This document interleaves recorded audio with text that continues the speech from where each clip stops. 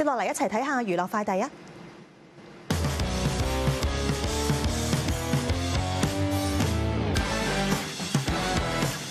張柏芝近日宣布回歸樂壇加盟唱片公司，並宣告首支單曲將喺6月面世。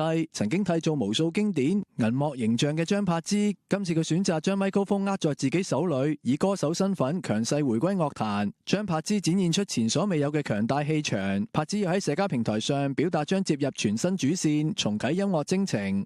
另外，日前迎嚟咗46歲生日嘅張柏芝喺江蘇昆山舉行咗生日見面會，着住白色學生裝造型嘅張柏芝同由全國各地趕嚟嘅粉絲見面。張柏芝感恩粉絲呢20幾年嚟嘅陪伴，又分享今年佢嘅生日願望就係希望大家都身體健康平安啊！希望可以陪伴你。今年我覺得我們的所有的願望都是希望大家可以身體健康，大家在家裡的人生。返嚟香港，藝人蕭正楠同曹永廉現身活動。阿蕭同阿廉受訪嗰陣透露，最近佢哋同馬國明一齊舉行巡演，大受歡迎，開完一場又一場，又分享佢哋嘅夫妻相處之道。其實兩個最多就最好就係溝通。